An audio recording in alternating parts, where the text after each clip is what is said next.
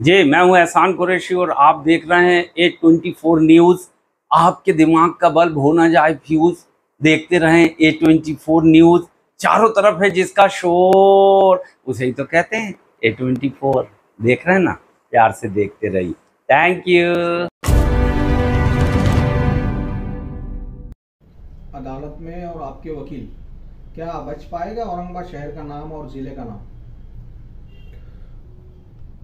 अल्लाह की ज़ात से उम्मीद है कि हमको इंसाफ मिले और हम अपनी तरफ से पूरी कोशिश कर रहे हैं कि ये सरकार ने जो एक गलत फैसला दिया है एक ऐतिहासिक शहर की एक बड़ी ऐतिहासिक धरोहर को मिटाने का, और बड़े अफसोस की बात है कि सरकार अपनी ही डाली को काट रही है जिस पर वो बैठी है। 2017 में इसी सरकार ने, जब देवेंद्र फडणवीस सीएम थे, तब उन्होंने एक यूनेस्को को प्रस्ताव भेजा था कि औरंगाबाद शहर को जो है वो हिस्टोरिकल सिटीज़ की लिस्ट में उनकी शामिल किया जाए। जहाँ तक हमारी जानकारी है ये प्रक्रिया अभी पूरी होने वाली है। उस बीच में इस तरीके का फैसला लाना, महाराष्ट्र को जो एकमेव हिस्टोरिकल शहर यूनेस्को की लिस्ट में मिलने वाला था उसको भी हटाने जैसा होगा, क्योंकि अगर ये नाम बदलता है तो ये यूनेस्को के अंदर से भी वो वापस हिस्टोरिकल सिटीज़ की लिस्ट में नहीं आ पाएगा, जिसका कि फ़ायदा महाराष्ट्र सरकार को और महाराष्ट्र की जनता को होने वाला था और खुसूसी तौर पर औरंगाबाद की आवाम को होने वाला था। और अपने हिस्टोरिकल कैपिटल को मिटा देना, मुझे लगता है कि ये एक बहुत दुख की बात होगी। जो समाज अपने इतिहास को याद नहीं रखता वो कहीं ना कहीं इतिहास के पन्ने में भी गुम हो जाते हैं। हमारी पूरी कोशिश है कि अपना शहर जो है वो उसकी पहचान बची रहे और बनी रहे। पिछले 2 दिन से शहर में देश भर से टूर ऑपरेटर्स आए हैं। टूरिज्म को बढ़ावा मिलना, इसके लिए कॉन्फ्रेंस चल रही है शहर में। 2 से 3 करोड़ रुपए इसके लिए लगाए गए हैं। शहर में जो है पर्यटक कम हो गए हैं। ये कैसा बढ़ सकते हैं, टूरिज्म को कैसा बढ़ावा मिल सकता है, इसके लिए जद्दोजहद चल रही है। आज आदित्य ठाकरे भी यहाँ पर आए हुए हैं और पर्यटन मंत्री भी आने वाले हैं अभी। तो इसको कैसा देखते हैं आप, क्या बढ़ जाएगा टूरिज्म?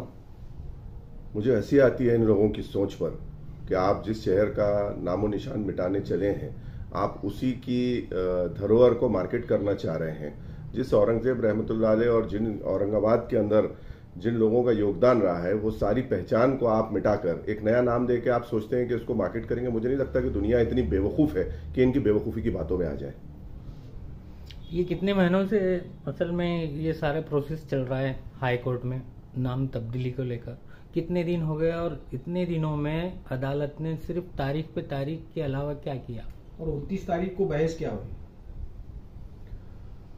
लगभग मुझे लगता है 1.25 साल के आसपास का वक्फा गुजर चुका है।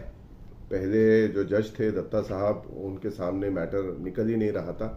अब उसके रीजंस मैं मीडिया के ऑन कैमरा बताना नहीं चाहूँगा, क्योंकि किसी और टेक्निकल रीज़न था। किसी एक वकील से उनका जो है दूसरी साइड के उनका कुछ शायद वो था, तो उन्होंने मैटर बोर्ड पे ही नहीं आ रहा था वो। उसके बाद जब हमने मेंशन किया, संजय गंगापुर वाला साहब आए, तब ये मैटर थोड़ा शुरू हुआ। उसमें सरकार हाजिर हुई। सरकार हाजिर होकर सरकार ने अपना जवाब देने की पेशकश की मेरे और मुश्ताक साहब के पिटीशन में। उसके बाद मेरे ख्याल से मार्च के महीने में, अप्रैल के महीने में सरकार का जवाब भी आ गया, जो बिल्कुल भी सेटिस्फैक्ट्री नहीं था। उसके बाद ये बार बार कहते रहे कि हमने ये ऑब्जेक्शन सजेशंस मंगाए हैं, अभी वो बहुत लाखों की तादाद में है, बहुत बड़ी तादाद में है, उनको कंसिडर करना हमारा चल रहा है, तो इसलिए अभी हम कुछ नहीं बदलेंगे, ऐसा सरकार का तर्क आता रहा। लास्ट जो पिछली मुझे याद है शायद अगस्त की 30 तारीख को जो था, तो उन्होंने ये कहा था कि हम नाम नहीं बदल रहे हैं कोई भी, और शायद नहीं बदलेंगे भी डिस्ट्रिक्ट का रेवेन्यू का, इसलिए उसको खारिज किया जाए। उस बेसिस पे इसको खारिज भी उन्होंने करवा दिया। खारिज करवाने के बाद जो डिस्ट्रिक्ट और रेवेन्यू का जो पार्ट था, सिटी के ऊपर तो बहस शुरू हो गई थी, और 15 दिन के अंदर ही वो ऑर्डर एक गैजेट लेके आ गए, जिसमें उन्होंने रेवेन्यू डिवीजन का भी नाम बदल दिया। अभी पिछली 29 तारीख को यही बहस हुई। हमारे वकील साहब एस खाजी साहब ने अदालत को यही बताया कि सर, इधर आपकी दिशा भूल करके ये लोगों ने डिस्पोज ऑफ करवाया रेवेन्यू के पार्ट को, और 15 दिन के अंदर ये गैजेट लेके आ जाते हैं।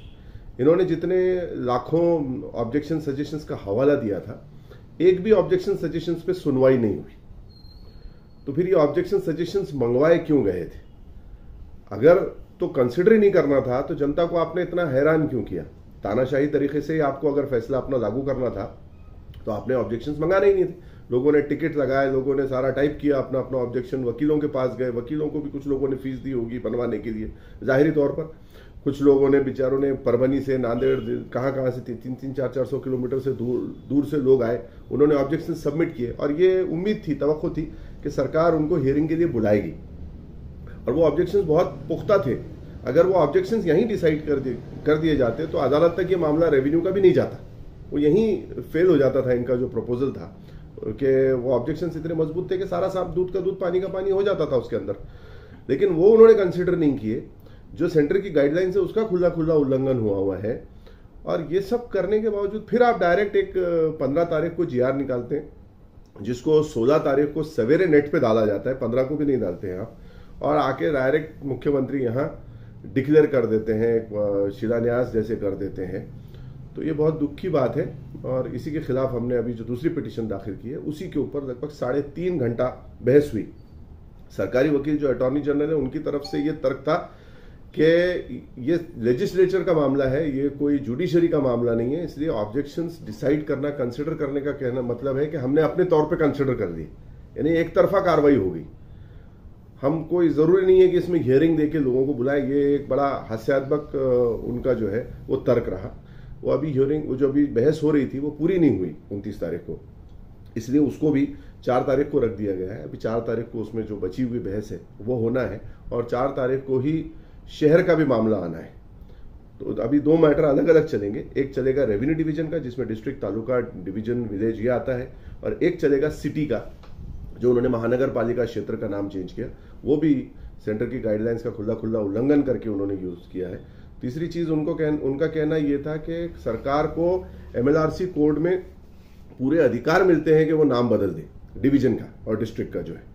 हमारा ये कहना है कि ये जो एमएलआरसी कोड सेक्शन 4 है, ये आपको सिर्फ अलाउ करता है नया अगर कोई गठ तैयार होता है, अमालगमेशन, एब्जॉर्प्शन, अल्ट्रेशन और व्हाट्सएवर मीन्स, इससे अगर कोई नया रेवेन्यू क्षेत्र तैयार होता है, कोई 2 डिस्ट्रिक्ट्स की सीमाओं में से टूट के कोई अलग निकलता है, एडमिनिस्ट्रेटिव सेटअप जहां नया होता है, उसके लिए ये एमएलआरसी सेक्शन 4 जो है वो उसको अलाउ करता है। उसमें आपको सरकार को नाम रखने का अधिकार है, यानी सादे इंसान की अगर उसमें भाषा में बात करें तो अगर कोई चीज पैदा होती है, कोई नया बच्चा पैदा होता है तो उसका नाम रखने का अधिकार सरकार को है।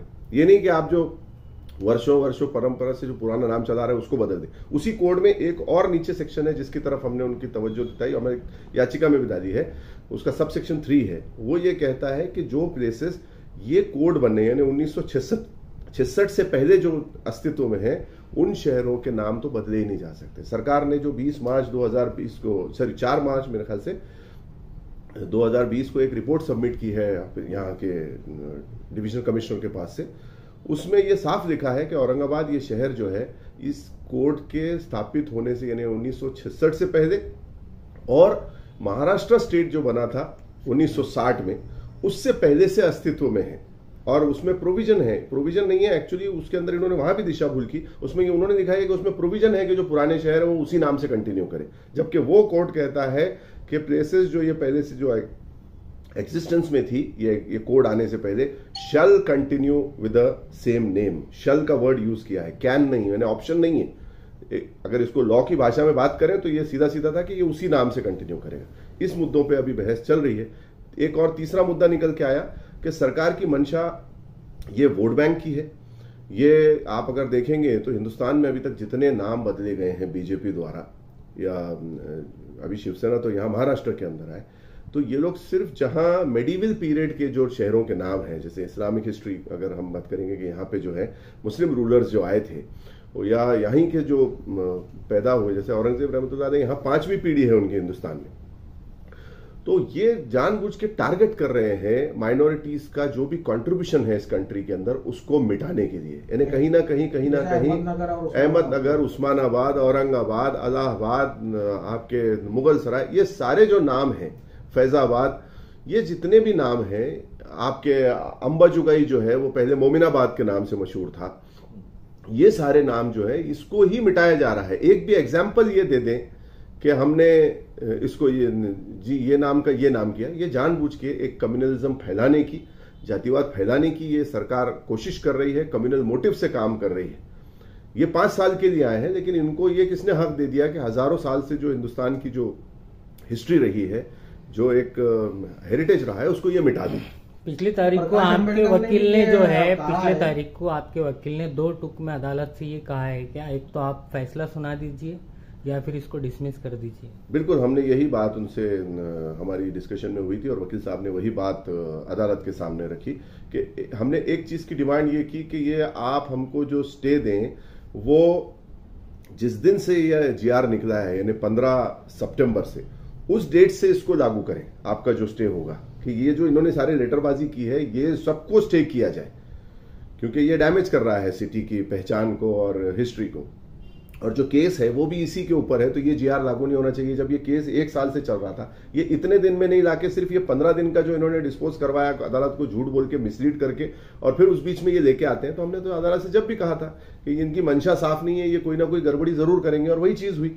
तो हमने अदालत से यही कहा कि या तो आप इस वक्त हमको स्टे दीजिए, वो भी स्टे हमको जिस दिन से ये जीआर आया, गेजेट आया है, उस दिन से लागू होना चाहिए, यानी रेट्रोस्पेक्टिव जिसको हम कहेंगे कि जिस दिन से आया उसमें। दूसरी चीज जो है, नहीं अगर आप इस वक्त हमको स्टे देते हैं तो आप इसको रिजेक्ट करें, ताकि हम ऊपर सुप्रीम कोर्ट का दरवाजा खटखटा सके, वहां हम न्याय मांग सके। हमको स्टे चाहिए क्योंकि हमारे शहर की पहचान हमको बचानी है। ये प्रकाश अंबेडकर ने भी यही कहा है कि धर्म के आधार पर ये शहर का नाम बदला गया है। आपको क्या लगता है, ये सही है? ये मैं बोलने वाला कौन होता हूँ? ये तो सारी दुनिया देख रही है। अमेरिका के राष्ट्रपति ने, जो बाइडेन साहब ने ये बात कही है, उसके बाद तुर्की के राष्ट्रपति जो हैं एर्दोगान साहब, वो आए थे, उन्होंने भी यही बात कही है। आपके यूएन की जितनी रिपोर्ट्स है उसमें भी सब यही बातें सामने आ रही है हर तरीके से कि हिंदुस्तान में जो है माइनॉरिटीज को टारगेट किया जा रहा है। माइनॉरिटी नाम होने की वजह से ही ये टारगेट में आया हुआ है, वरना कोई ऐसा कारण नहीं है कि अपने ही ऐतिहासिक पहचान को कोई स्टेट मिटा दे।